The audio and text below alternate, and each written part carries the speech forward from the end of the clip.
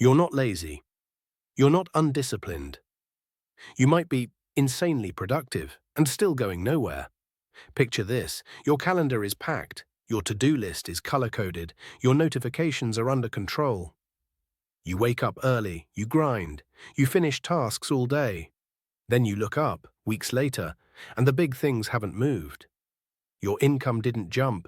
Your health didn't transform. Your creative project is still in progress. So what's happening? Here's the uncomfortable truth. In 2026, productivity is no longer a reliable path to progress, because the world got better at rewarding motion, not direction.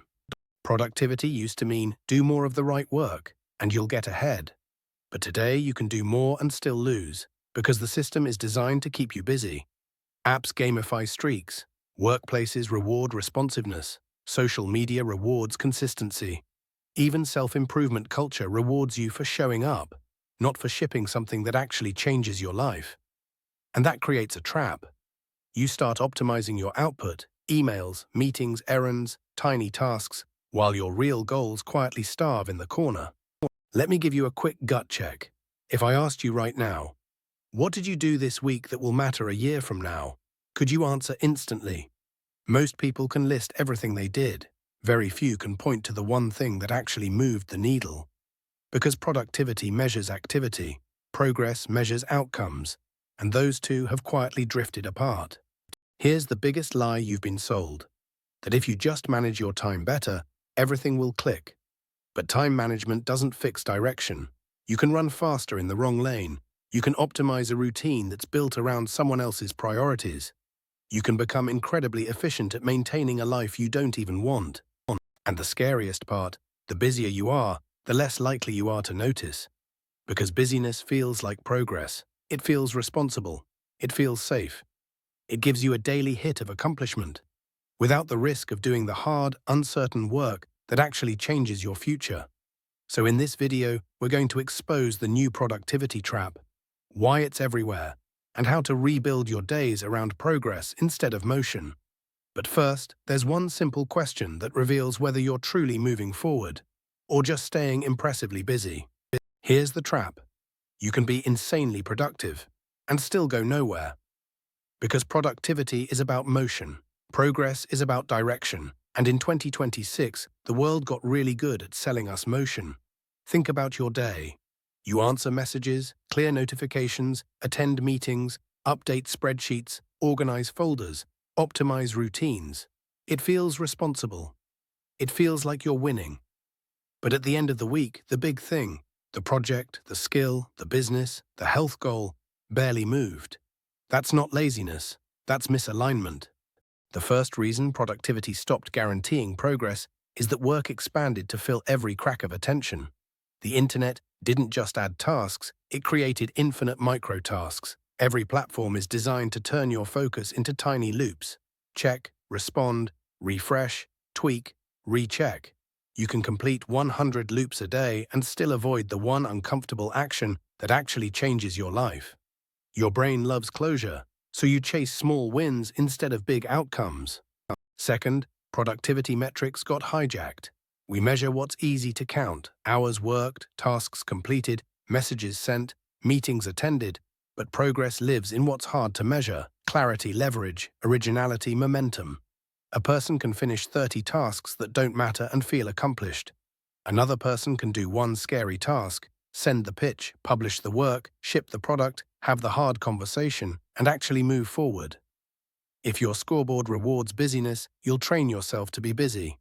Third, the modern workplace rewards responsiveness more than results. Fast replies look like commitment. Being available looks like leadership. But constant availability destroys deep work, the only mode where complex progress happens. Every interruption has a hidden tax. You don't just lose the minute you were distracted. You lose the ramp-up time to get back into focus. Multiply that by 20 interruptions, and your day becomes a patchwork of half-thinking.